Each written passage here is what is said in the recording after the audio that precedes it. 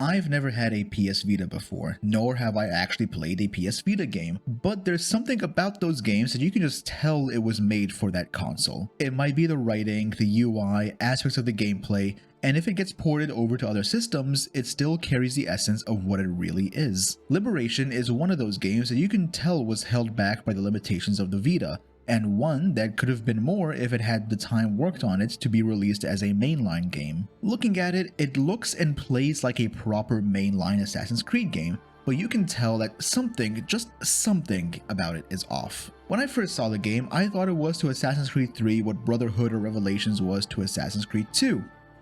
Turns out I'm wrong. It's a spin-off to Assassin's Creed 3 and released on the exact same day as well on a console that sold about 4 million units at the time, and Liberation itself sold about 600,000 copies. Really, I didn't know this game existed at the time or was even a Vita exclusive, because when I first learned about it, it was through the HD Liberation port that released in 2014. The footage you see on screen right now though is the remastered version that was released with Assassin's Creed 3 in 2019. In Liberation, you play as Aveline de Grandpré, a Louisiana Creole woman from 1765 who is the daughter of a wealthy French merchant and an African slave woman and placée bride.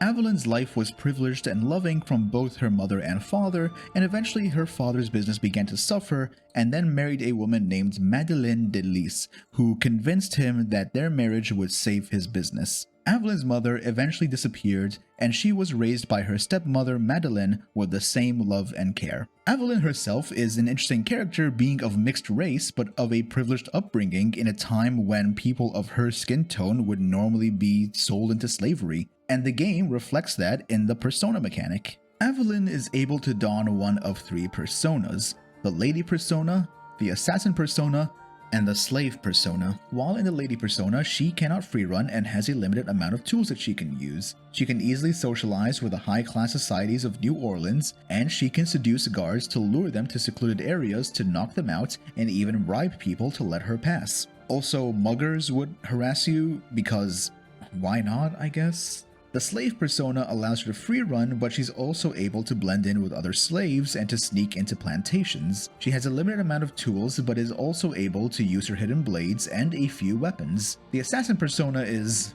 well, I mean, by this point you'd already know about the assassin persona. This is a feature I really like. You had to suspend the disbelief in the previous games that guards would be unable to pick you out from a crowd when you're the only one dressed in all white and armed to the teeth with blades. I can understand for Altair, given that there were other scholars dressed in all white that he can blend with, but for people like Ezio and Connor, it just didn't make sense to me on how they would not get caught by guards just walking around the streets. Each persona even has its own notoriety attached to it, where the assassin was always notorious to some extent, but the guards would not bat much of an eye to you as either a lady or a slave. Each notoriety would also be reduced individually, and it's done through methods we've seen in previous games such as ripping off posters, bribing heralds, or even killing witnesses, and you can do them as different personas if one is far more notorious than the other. I will say that after a while, I wish we had the option to swap personas in the overworld a lot easier. You have to enter dressing rooms to change, and I understand why it's set up like this, but given exploration and collectibles, you would need to be a specific persona for some of them, and running to go to a dressing room to change to collect something ends up being more time consuming than it already is. You also need to swap to certain personas to complete some missions, and this makes sense because if you want to sneak into a plantation, then you would need the slave persona. If you're going to need to charm people, then you'd need to be in the lady persona, but the game would railroad you into these options. However, there was a moment where at some point I had to assassinate somebody and I was in the slave persona.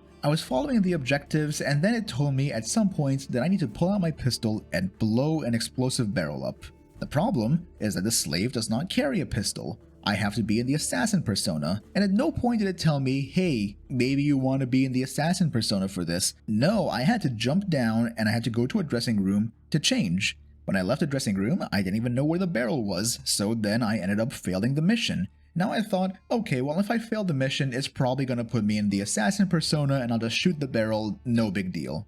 No, it still kept me in the slave outfit, maybe because it's saved at that checkpoint in the slave outfit, so I had to jump down, head to the dressing room, Superman my outfit into the assassin persona, walk out, pull out my Queen Anne pistol, boom. Now I have to cause the explosion, and I have to assassinate the person, mission completed. I don't know why they just wouldn't tell me, hey, you know, maybe you want to be an assassin for this, I don't know, maybe you'll need a gun at some point. It was a bit frustrating, but apart from that, it was a minor thing, and the other missions were also fine too. They weren't too difficult. I did get frustrated at times during some later ones, especially during a swimming portion when I had some of the worst camera controls imaginable, but that also didn't last too long.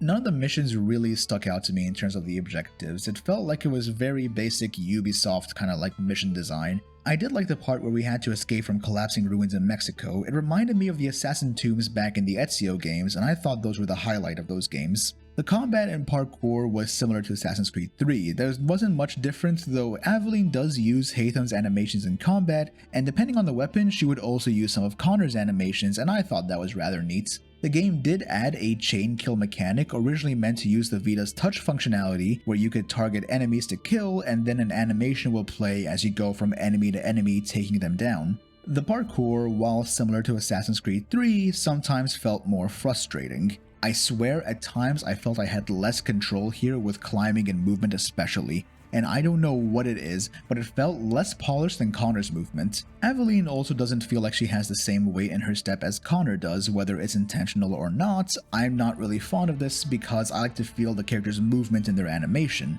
It's not something I can really describe and want you to see for yourself. I should have some clips on screen now to show what I mean, but it really feels like she's a lot lighter than Connor in her steps. The places we'll parkour to are mostly on two maps, New Orleans and the Bayou. New Orleans is fine, though it suffers from some of the same issues as New York and Boston, but the Bayou, I hate the Bayou. It sucks. It just fucking sucks. I didn't even like the Frontier back then, but that's heaven compared to this. There's a lot of water and swimming is terrible. Rowing a canoe doesn't help either. Running around on trees should be fine given it was working well with Connor, but Aveline's movement struggles a bit. I don't know how unpolished or jank the parkour is in this game down to the coding details, but you can just feel it. I struggled trying to climb this tree even just to get on it, and I was either just hitting it at the wrong angle or I was just a few inches away when you'd expect to snap to it. And even trying to go from branch to branch at times had her running up the main body of the tree, then grabbing onto the branches. I will say the thing I probably hated the most is bits of foliage that you can find around that you can't even climb. You have to walk around them. They act as invisible walls and I hate them. The colors are also so drab. I like that we have a different biome as opposed to open fields and cities, but this might just be the fact I'm tired of swamps and Souls-likes, but the Bayou is not it. I would much rather have parkoured in the Frontiers than here. The story is very short. It's about 8 to 10 hours long. There's no modern day sections like the mainline games, rather everything being shown is done in the form of a video game developed by Abstergo Entertainment. It's us. We're the modern day section of the game. Abstergo developed this game using their Animus technology so we can experience the memories of Aveline in Louisiana as she fought to stop the Templars from taking control over the place, and also to stop their slave trafficking organization. Now you might be wondering, why is Abstergo, a Templar organization, having people play a game where an assassin puts a stop to them? And you know what? That's a good question. Propaganda. The game shows Aveline as a traitor to the Brotherhood, how unreasonable the assassins are, how the Templars only wanted to help the slaves be free from their slavery. That slave trafficking organization? Pfft, that's just granting them land where they can live and work for free in Chichen Itza. Wow, don't these assassins suck? Even Aveline's mentor in Louisiana doesn't want her to go help the slaves. Can you believe it? The absolute gall of this man. Terrible. Tisk tisk, shaking my head to show I disapprove. As you play the game, you get in contact with a hacker group known as Erudito who lets you know that the game is heavily censored and they can show you the truth. In various locations, and by various I mean about 6 locations, you'll be told to look for someone known as Citizen E, and you have to assassinate them. As you do, you get shown more context to previous scenes that show that Aveline has always remained true to her cause as an assassin and that the Templars are the fucks. Now, I like this because it brings some immersion to the whole thing. Now we're getting involved in this, and it takes this historical fiction story and involves us into it. Does this mean that Liberation's story is actually good?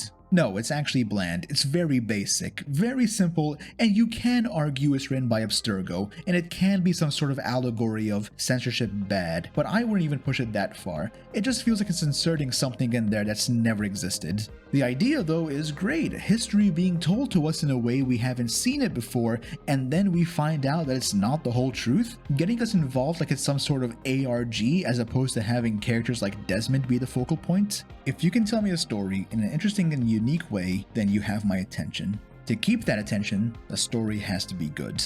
The sad part about this though is that I like Aveline's characterization. I'm interested to know more about her and I want to see more of her, but we only get such a simple look at her without ever going too in depth of her situation. The story never has the time to just sit and stew, and people may not end up appreciating Aveline as much as Connor, Ezio, or even Altair. Aveline already starts off as an assassin, and I would have liked to have seen more on how Aveline got to be introduced to Agate, who is her mentor in Louisiana, as well as a bit shown of her upbringing. I will mention though that in Sequence 8, right before the end of the game, you do get to travel north and meet with Connor, and it feels like Noah Watts just called it in with these lines. Connor's role in it is not as major as you would hope, but it's a nice touch to actually tie the two games together.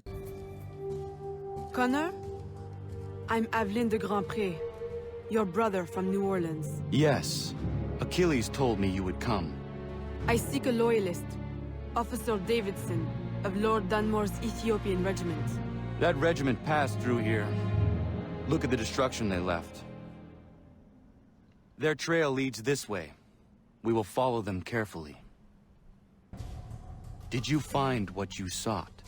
Oui, and much that I didn't. Connor, are you always certain in the means and ways of the Brotherhood? I trust my own hands. Of course. Travel safely. It's the arrival that concerns me. Then you are on the right path. At the end of the story, we find out that the slave trafficking was actually coming from inside the house. The head Templar of Louisiana is none other than our stepmother, Madeline, and I really don't know if this is a twist that anyone ever saw or predicted. We get a cutscene where Aveline joins the Templar Order and credits roll. May the Father of Understanding guide us. May the Father of Understanding guide us.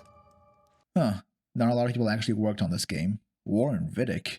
Ha! It was a false ending. You fucking thought. You thought the game was over. Erudito's at it again, hacking this fully developed game to show us what really happened. Aveline kills the Master Templar, and we get more Isu stuff, and the game then actually ends with the credits. For real this time. If this game wasn't on the Vita and was a mainline game, then it could probably stand up tall with the others in the series. There's things here that work, but the limitations of the Vita and it being just a spin-off held it back from achieving its full potential. The story was short, the cutscenes were...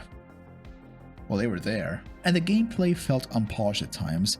It's a good concept, but a subpar execution. The saving grace for this game is that it's now bundled with Assassin's Creed 3, so there's no real extra cost to buying it, but it does mean you have to buy Assassin's Creed 3 if you don't already have it, which I guess is an added cost to buying it. Hey, let's just hope that they don't pull Liberation HD from Steam again like they did last year.